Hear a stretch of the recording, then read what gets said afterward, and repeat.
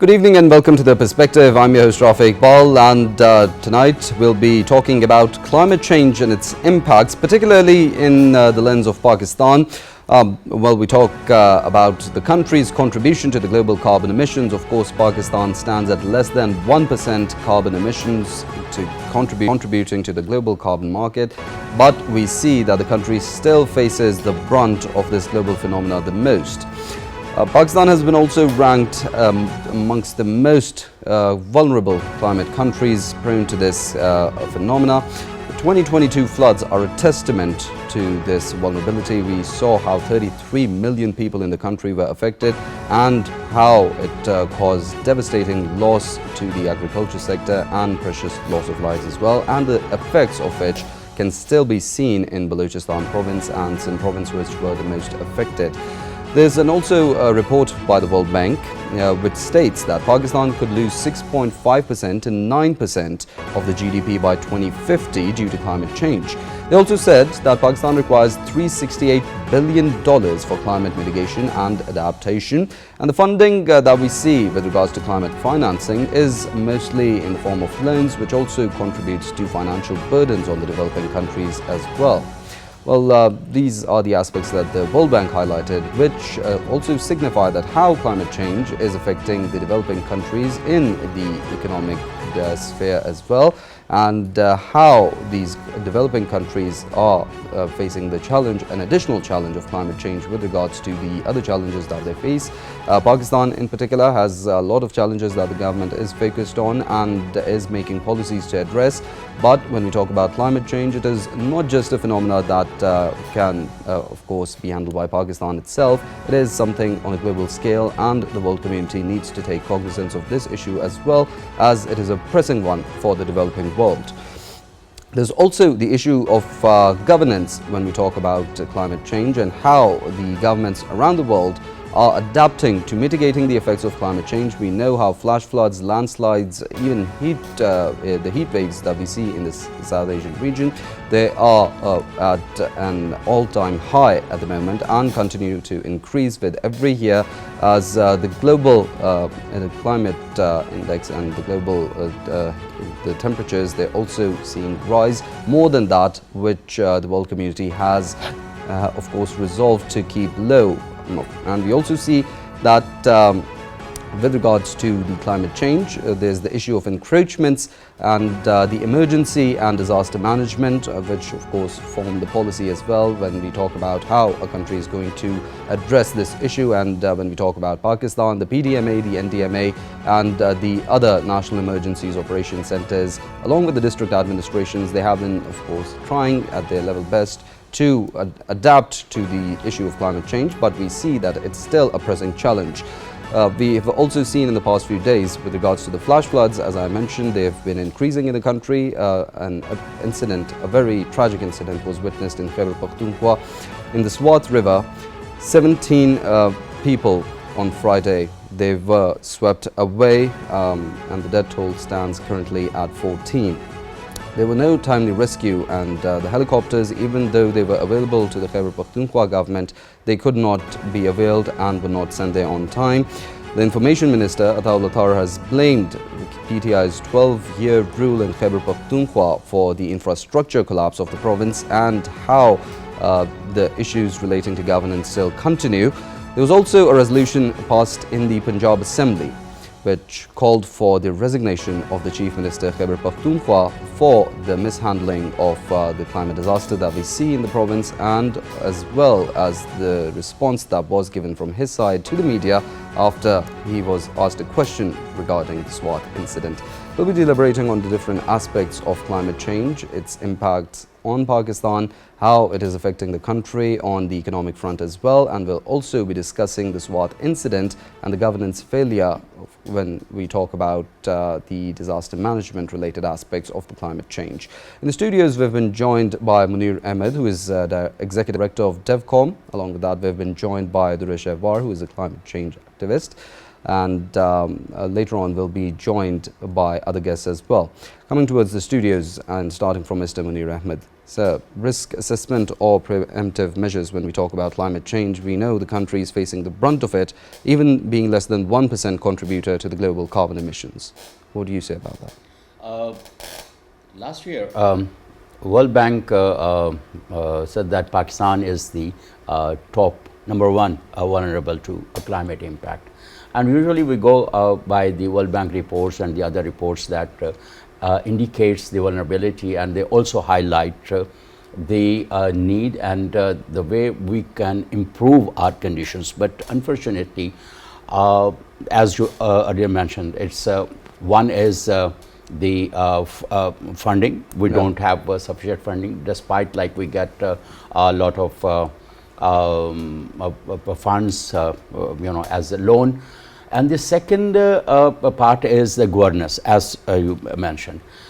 Both multiply vulnerability, and I don't know after the devolution of powers and all these subjects related to disaster and climate and environment, I think it is the responsibility of the provinces.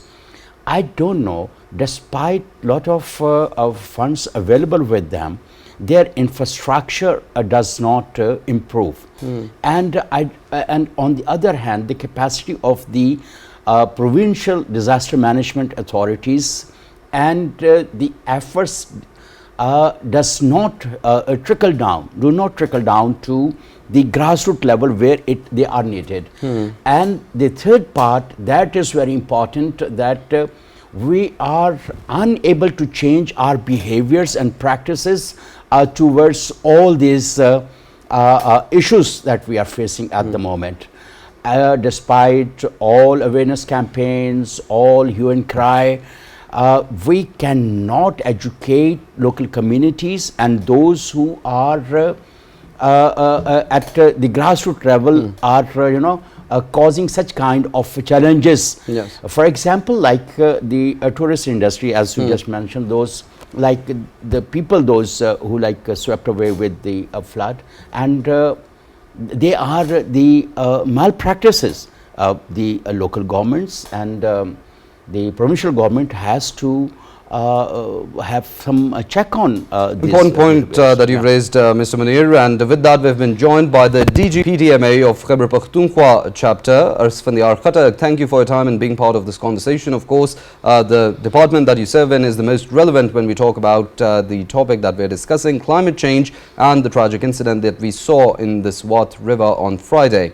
When we talk about risk assessment and preventive measures, what measures were in place by the PDMA KP when we talk about the flash floods? Has had an advisory been issued, and what other details can you mention when we talk about the PDMA as an organization?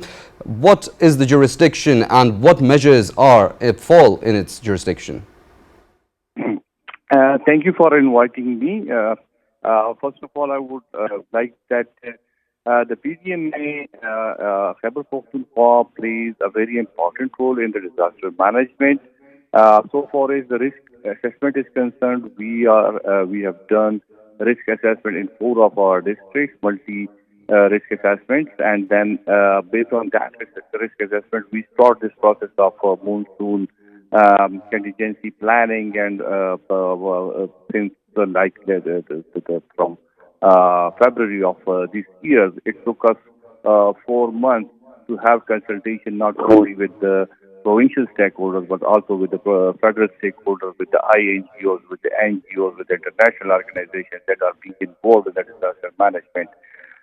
Then we had discussions with the district administrations that are the frontline soldiers in the disaster management when it comes to the rescue and the relief activities. Then we had discussions with and planning with the provincial land department, particularly with the agriculture department, with the health department, with the tourism department.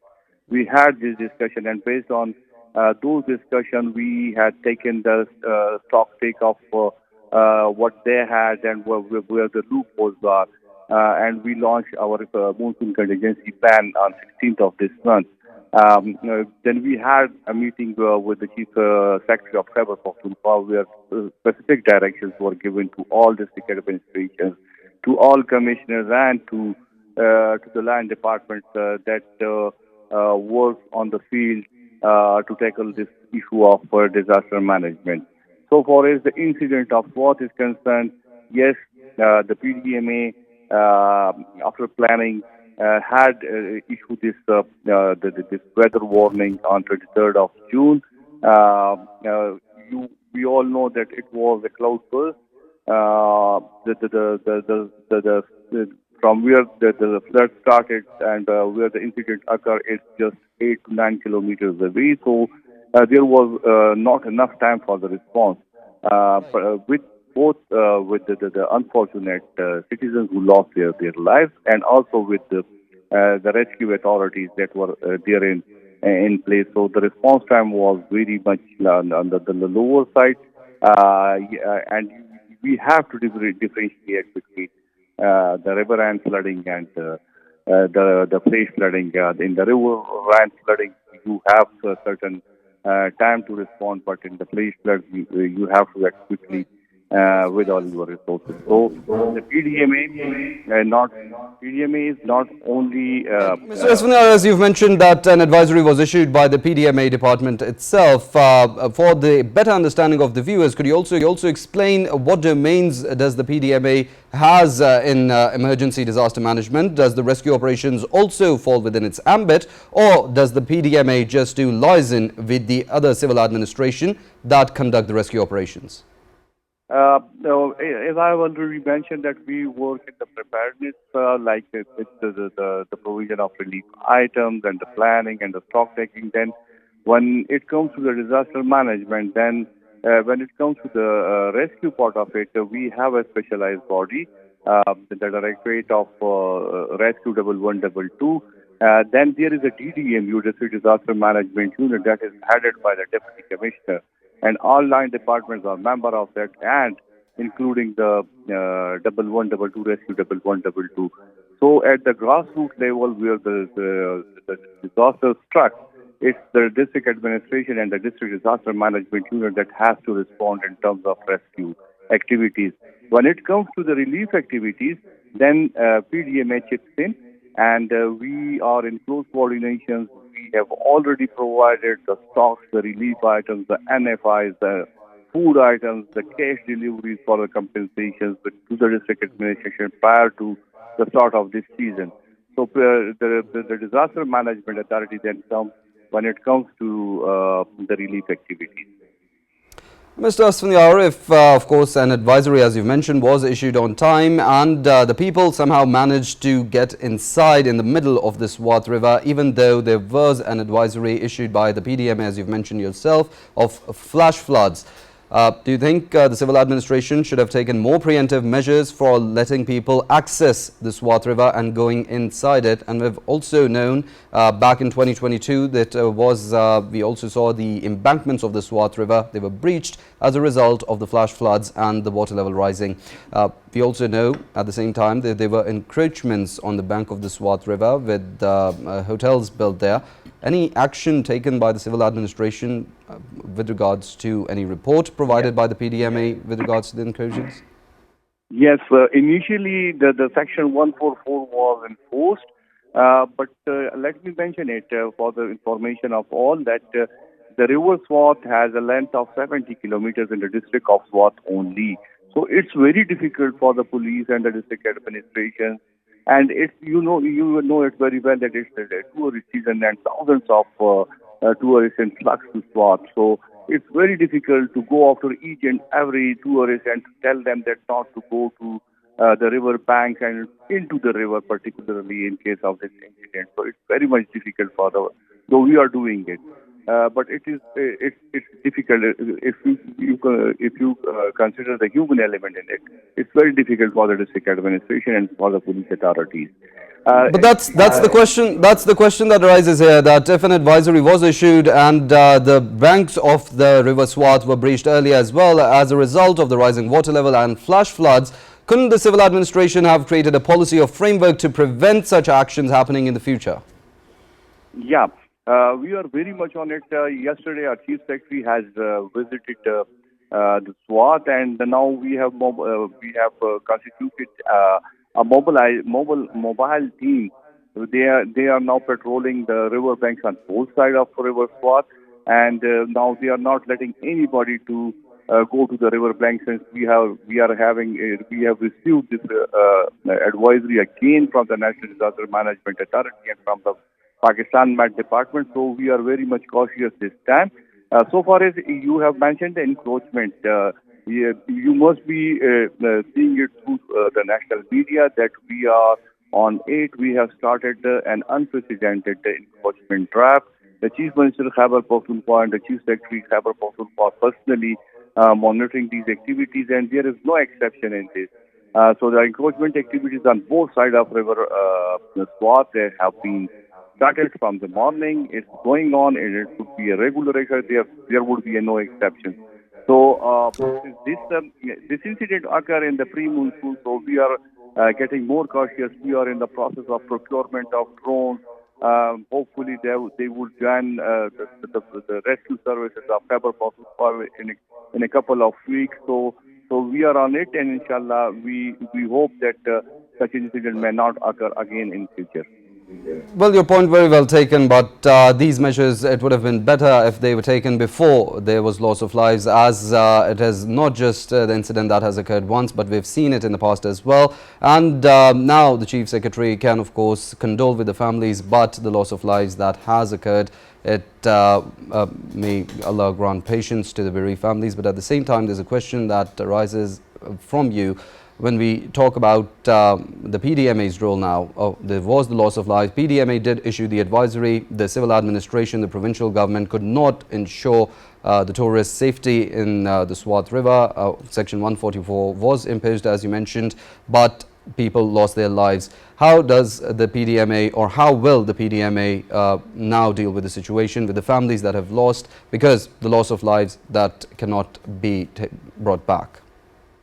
Yeah, we are very much with the families. We have our own families, and we do consider that the loss of even a single individual is a loss to the whole family and to the whole nation. So we have constituted a high-level committee, and they are for the past 3 days they are at Swat, and they are probing the incidents, and they are fixing the responsibilities. So whoever, on whoever part is the negligence, they would definitely face the music. So it's saddening for us, even sitting in our office, and the provincial government is very much onto it. We are getting lessons from that, and we are getting our system. We have. Since yesterday, we are coming at a very heavy cost, and a very heavy cost, the loss of 14 lives as the death toll stands at the moment, and the provincial government, of course, a very big lesson for them. They got it back in 2022 as well, but hopefully more action would be taken this time. Thank you. That was the DG PDMA Khyber Pakhtunkhwa, Asfandyar Khattak, his insights on the Swat incident. Coming towards the studios, Ms. Durreshawar, we heard the DG PDMA of Khyber Pakhtunkhwa. An advisory was issued by the Provincial Disaster Management. Section 144 was imposed, as they also mentioned, but we saw, of course, the governance failure, how people went into the Swat River and how they were swept away. How do you think a more stricter policy should be in place with regards to these provinces more prone, and those areas in these provinces more prone to climate change and flash floods? So first of all, okay, we don't want to blame the government for not taking a very proactive action and being very reactive all the time. But we were just talking that, our people need to also understand that, the monsoons are basically happening in Pakistan from July to September onwards. This is like the time set. And then obviously there was a warning. I've checked, government has issued it prior to, July. We were clearly said that, we told that, there's going to be early monsoon this time around. Now, the problem is that somewhere this information is not trickling down to the communities or the people who are traveling. Definitely, I think there should be complete ban in terms of traveling within these areas. there should be restricted access on the motorway. Do not let them go to those areas. I think that could be one, because I think somewhere our people, from the past few incidents, we see that the people would not stop somewhere. We have weather checks, there are international reports out there, applications are there. Even then, people are not planning the travel advisory accordingly, right? So the behavior change, I don't know, somewhere we have a very high risk perception in Pakistan. People do not stop. I'm not going to go within this season. I know that, this is a monsoon season. I'm not going to travel that, but people do that. But Durre, you're an expert on climate. Do you think those who do not, who are not that versed with the advisories, and the advisories have not trickled down to the grassroots level, is it their fault, the people going to these areas, or a failure on the governance part? So I would just say that, we still need to do a mass awareness programs. You saw that COVID was an excellent example. It was the same government who tackled COVID really well, and there was a response, and there was preparedness also, and you saw how well we did as a country. It's still praised internationally. Now similarly, that sort of campaigning is actively required in Pakistan. You have media channels like yours, you have local WhatsApp groups. Those are not happening actively, right? Every year we face similar calamities, we face similar losses. So I would not just completely blame it to the government, like our colleague just said, that the Swat River is big, the river stretch are big. We are developing on the river banks, okay? Those are private developers. Now somebody is also issuing them the license to do that. There, in the international countries, there's environmental impact assessment. Now the question is that have we done the environmental impact assessment of that infrastructure that's in place within the flood bank? There should be, but somebody has approved it, right? So those things are very important if you talk to me technically. So I think the blame has to be with both the people and also the government, the local entities. And then definitely, I think there could be just small things like, when they're traveling from the motorway, give them leaflet, tell them that, look, you're responsible yourself. Their monsoon are expected, the rivers are going to be flooded. I think people need education. Now, I'm not going to blame and say that, okay, those were innocent. Maybe our people are not watching televisions, they do not have access. Most people do have access to mobile, but it's a blame that we should take it collectively rather than just putting into one entity. Do not just blame government, but it's also the people. And the behavior change needs active advocacy and campaigning and outreach. This is what I think personally. Well, definitely. Yeah. Mr. Munir, when we talk about the preemptive measures, the DG PDMA mentioned there was an advisory issued, but that advisory trickling down to the grassroots level. When we talk about emergency preparedness, flash floods, and when there's risk of loss of people's lives, even when there's risk of one person losing their lives, do you think an advisory is just enough, or there could have been better measures put in place by the provincial government for the whole area, the whole community, knowing that there's going to be a climate change or effects of that, such as flash floods, landslides, or anything else? Believe me, issuing an advisory is not sufficient. Implementation of that advisory and reaching out to the ground level people, those who are over there. If this advisory reached to the hotels over there or to the district management, when the rescue 1122 reached at the spot, they said they have nothing to help them out. It means like Provincial Disaster Management Authority has totally failed to develop the capacity of their respective institutions or the district disaster management authority. And we know that KP is most vulnerable to such kind of incidents, and this is not the first one, and this could be the last one, but the KP government and its institutions has to wake up. It is not about like issuing just a piece of paper, but what about the implementation?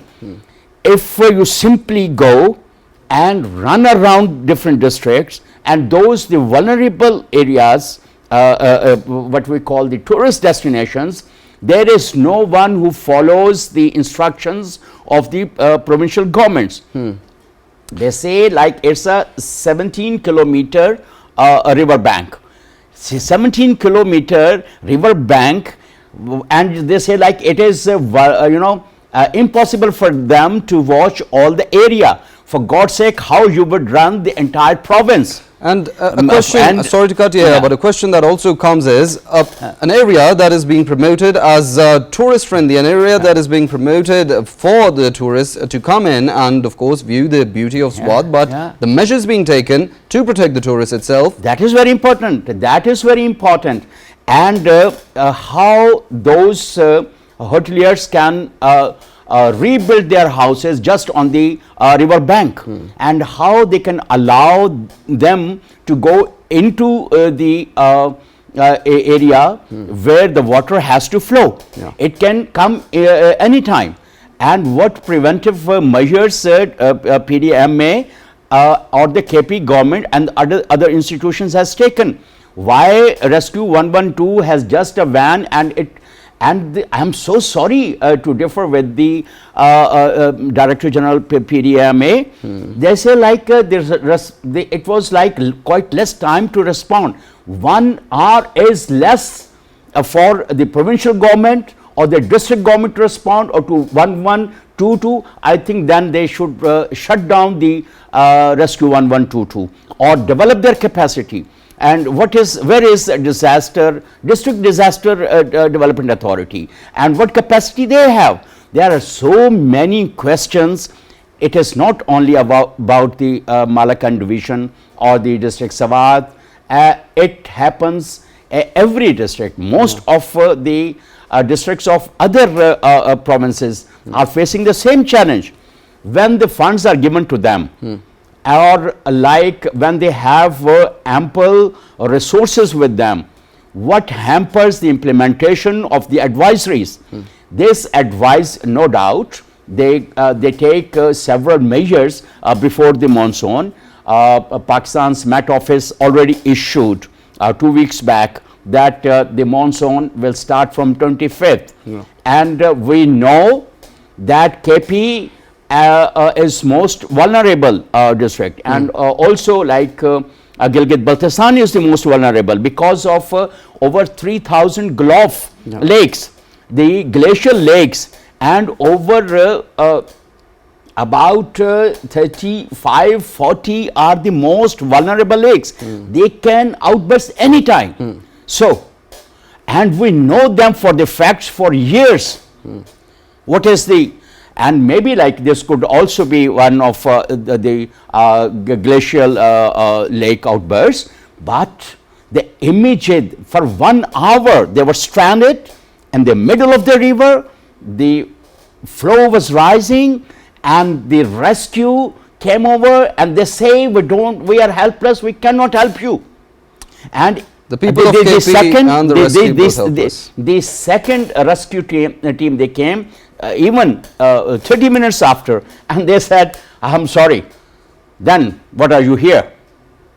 You are just show your faces that you are helpless. For God's sake, I'm not going to agree even if it says the KP government or the Punjab government or any else government. I'm so sorry. They have to be vigilant. If it is a 17 kilometer or 117 kilometer, it is the responsibility of the respective institutions and the rescue and the organizations they have. They need to build the capacity of there, and they also have to restrict the tourist destinations and those hoteliers and those companies, those are working, and they should be punished. Why we are unable to do it every time? Like 2022 floods, the massive floods, and it erased like many hotels that they were on their river bank. But you go now and you will see at the same place they have rebuilt the houses. Who allow them? Where is disaster management authority? Where is the other management authorities, if we call them, if they are really managing the or like fulfilling their responsibility? Why this such mess is over there? So I'm so, Well, it's quite unfortunate to see the people of Khyber Pakhtunkhwa and even the rescue departments of Khyber Pakhtunkhwa being so helpless with regards to the tragic incident that we saw on Friday, this Swat tragedy. Durreshawar, when as the conversation has shaped up so far and how we have delved into it and discussed the different aspects, When we talk about climate financing, and as Mr. Munir also mentioned, there's two aspects of it. One goes to the pre-emergency response that is supposed to, of course, minimize the damage of the effect, and the second comes to post-disaster management. When we talk about this incident in particular and the KP chapter, how they've dealt with the situation, as Mr. Munir said, and as I second as well, that an advisory issuance in such a situation, an emergency situation, would not be enough.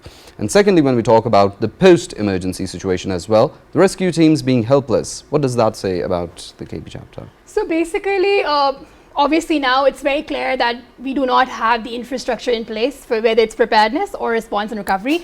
So even if you trigger the DDMAs, PDMAs, they do not have the survivor boats or life jackets and those sort of things that you have internationally, right? So that says that, again, our response and recovery is literally, or rescue efforts are useless until unless we do not have an equipment. Then it all comes to the funding, whether we do not have enough sufficient funding to actually get those vehicles or the right infrastructure that you need to have in place to... exactly, yeah. And we even have visuals on our screens where international practices are followed to rescue people in such situations, and different modes can be, of course, put in place. But when we talk about this incident in particular, and it's the second time, there was no such policy implemented or even worked upon.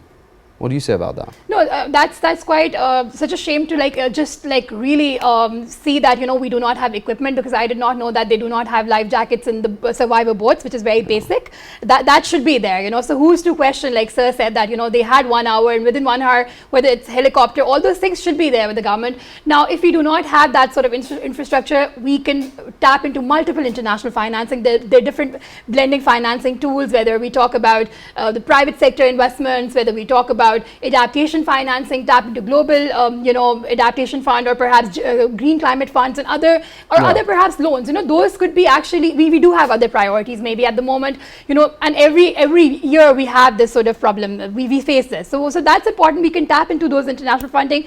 The problem here right now is our disaster management efforts. Maybe they're not climate integrated. Maybe they are reactive. They are not proactive.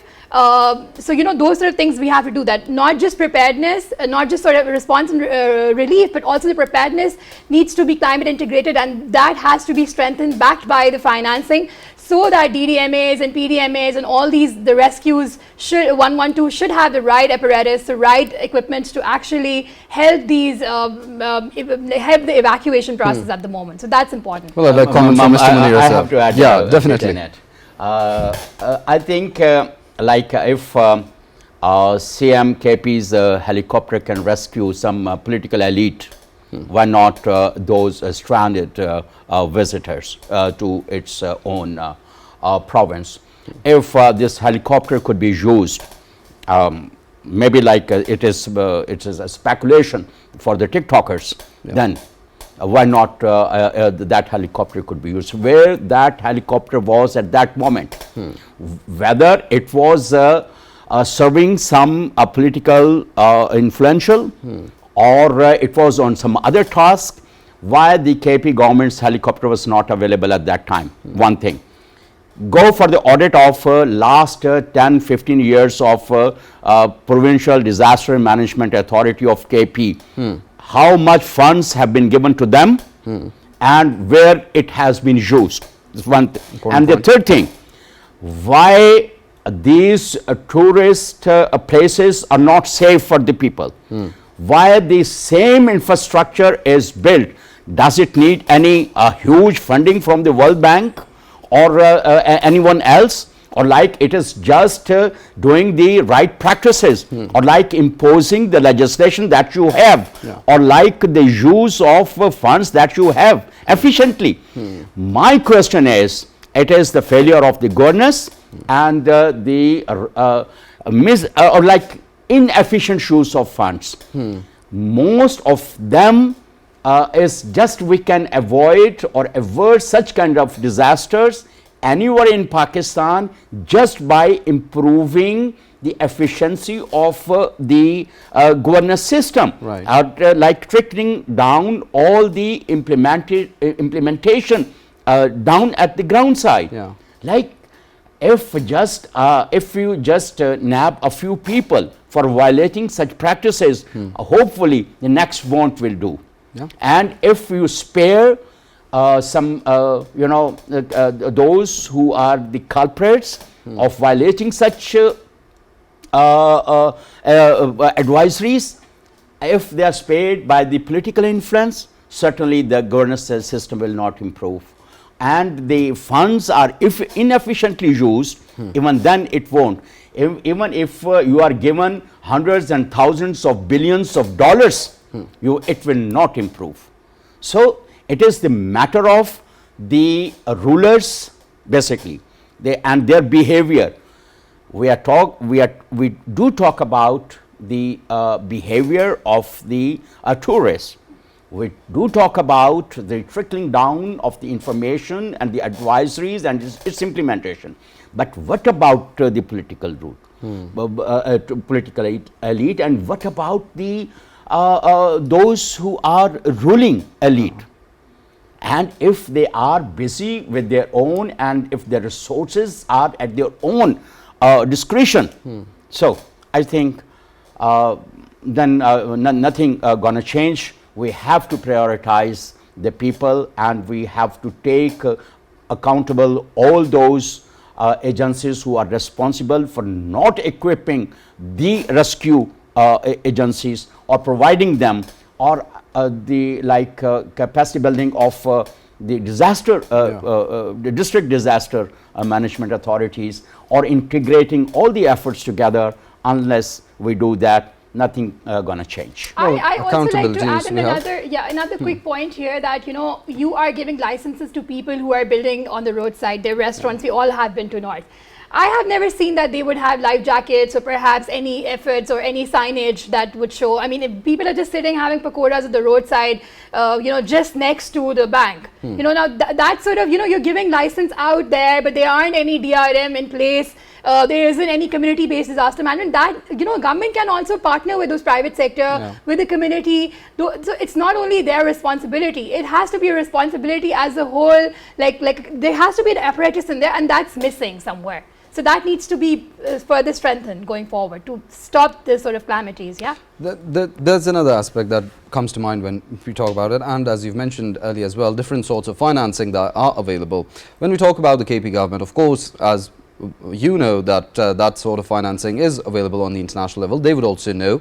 And when we still see that there's this issue of not being enough resources, or is it just that a human life is not as sacred for the KP government as it is internationally?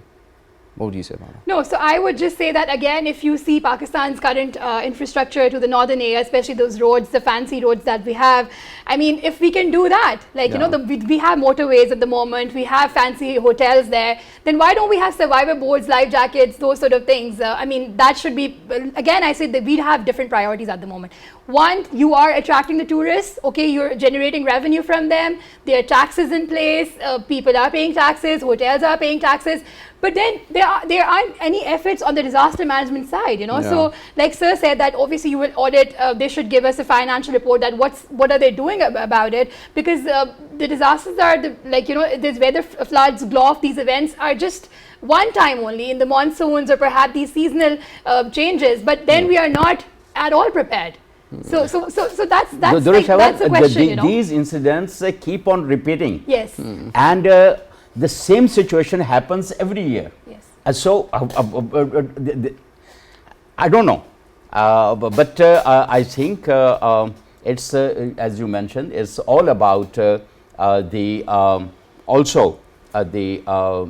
who are responsible. They need to change their practices as well. But my question is, when it is the implementation, it's all on the government and those authorities who are I don't know, but they are unable to manage their own legislation. For example, in like anti-encroachment campaigns, whose responsibility is? Like if they are punished once with heavy fines, or maybe jailed, or maybe like their hotels or whatever infrastructure they have, they are destroyed, or they could be asked like to have a barbed wire around their hotels or restrict the movement of the visitors from this space to that space. I think this is just the course of implementation they need to adopt. But and I think it does not cost anything. It does not cost anything. Yeah. Governor's failures does not cost anything. Exactly. It's about priorities, and as we've seen how the CMKPK has addressed the issue when he was asked about it by the reporters, and a very responsible statement that we saw from his side. But as the DGMA mentioned, a lesson learned at a very heavy cost by this by the KP government. But hopefully it is a lesson that they will learn this time, and more effective policies will be in place next time to save the precious lives that go to the Khyber Pakhtunkhwa to witness the beauty of Pakistan, as it is a very serene province. But at the same time, we see how these policies that hurt tourists and cause them damage, and of course at the same time cause damage to the tourism industry of the country itself. With that, we will conclude the perspective for today, as we talked about climate change, its impacts on the country, the Swat tragedy, and how the KP government has failed in effect to protect the loss of lives, which has resulted in 14 lives lost as of yet. In the studios, we were joined by Ms. Durreshawar, who is a climate change activist, and Mr. Munir Ahmed, Executive Director of DevCom. Thank you both for your time and being part of the conversation. See you all next week. Till then, take care.